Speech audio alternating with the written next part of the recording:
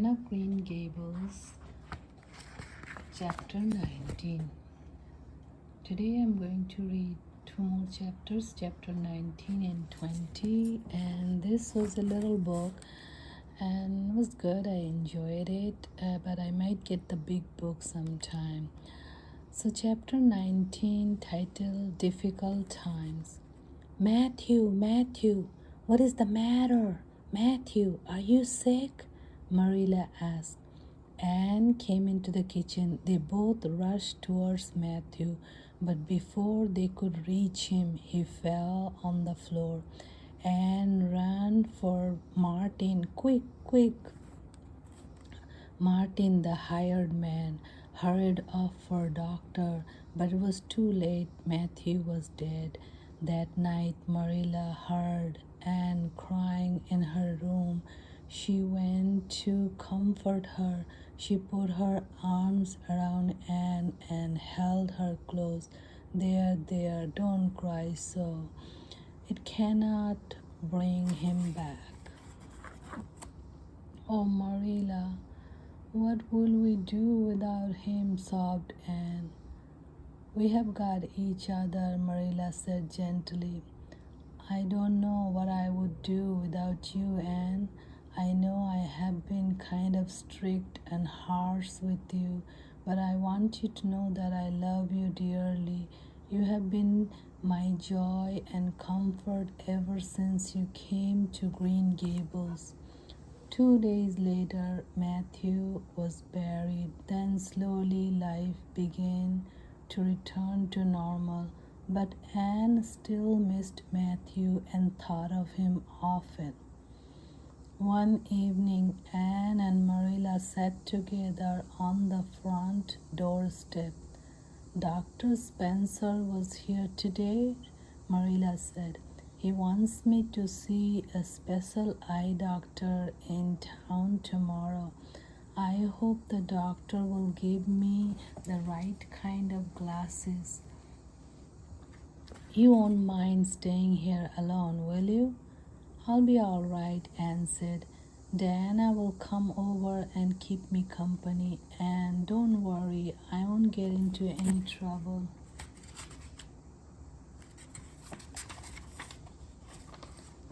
Marilla laughed. Do you remember the time you dyed your hair green? I'll never forget it, Anne said with a smile. I did feel bad about my red hair and freckles. Now my freckles are really gone, and people are nice enough to tell me my hair is auburn, except for Josie Pay, of course. Marilla went to town the next day and returned in the evening. She sat down at the kitchen table and put her head in her hands. Anne was worried. Are you tired, Marilla? She asked. It's not that, Marilla said. She looked at Anne. The eye doctor says I must give up all reading and sewing and any kind of work that strains my eyes. If I do that and wear the glasses he gave me, my eyes may not get any worse.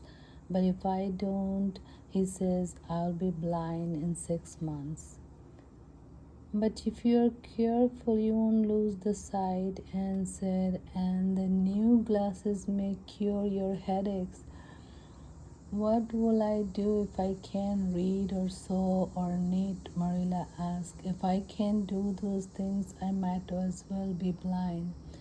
Then Marilla went to bed and sat at her window. She wondered what she could do to help Marilla. After a while, she found the answer.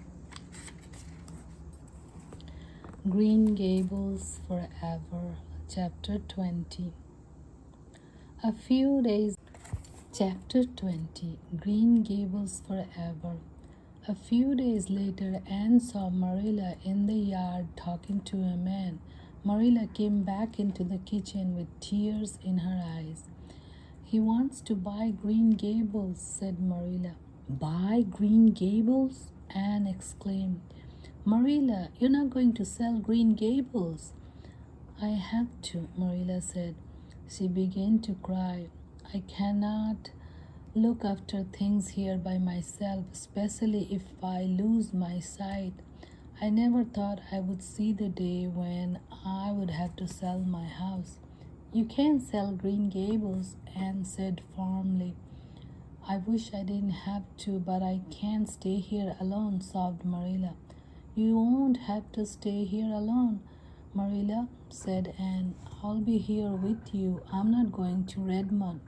Not going to Redmond? Marilla lifted her face from her hands and stared at Anne. What do you mean? Just what I said.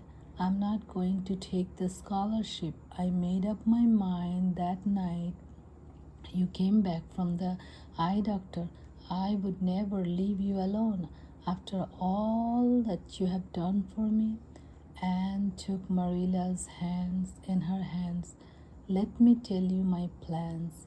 Mr. Barry wants to rent the farm next year, so you don't have to worry about that. And I am going to teach at the Carmody School. I asked for the Avonlea School, but it's been promised to Gilbert Blythe. And I'll read to you and keep you cheered up. But you wanted to go to college, said Marilla. I am going to keep on studying right here at home, Anne said. And who knows, maybe I'll get to go to Redmond someday. But right now, saving Green Gables and helping you is more important. Marilla smiled at Anne. I guess I ought to make you go to college, but I know I can't, so I'm not going to try. I'll make it up to you, though.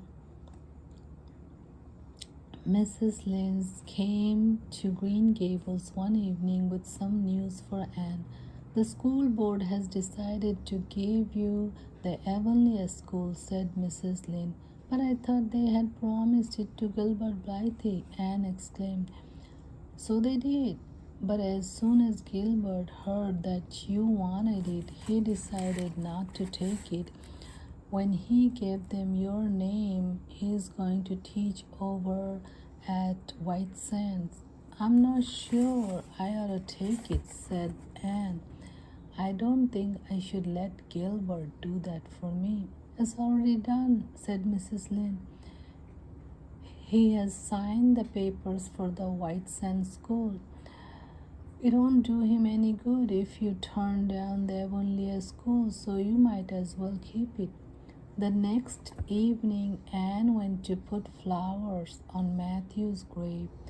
On her way home, she saw Gilbert Blythe coming toward her. He lifted his cap when he saw her, but he would have walked right by if Anne had not stopped and held out her hand.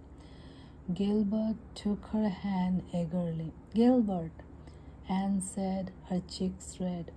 I want to thank you for giving up the school for me. It was very nice of you, and I want you to know that I appreciate it. I was happy to be able to do it, said Gilbert. Are we going to be friends after this? Have you really forgiven me, at least? Anne laughed. I forgave you that day by the pond landing, but I didn't know it. I have been sorry ever since.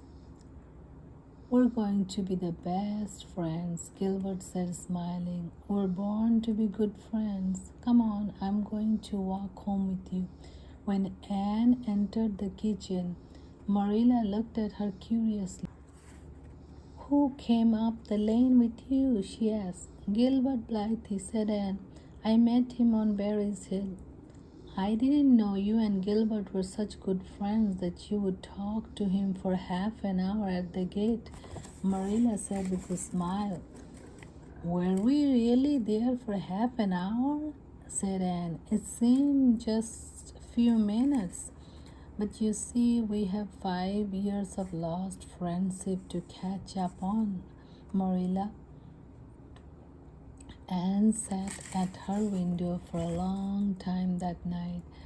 The wind pouring in the cherry and apple trees around the house, the star twinkled above the fir trees in the hollow. She could see Diana's light in the distance. Anne was happy about the future. She would study and teach. She would have good times with her friend. And she and Marilla would always have a home at Green Gables. So this was a small book about Anne of Green Gables. So I'll search for the big book and I might read that sometime, chapter by chapter.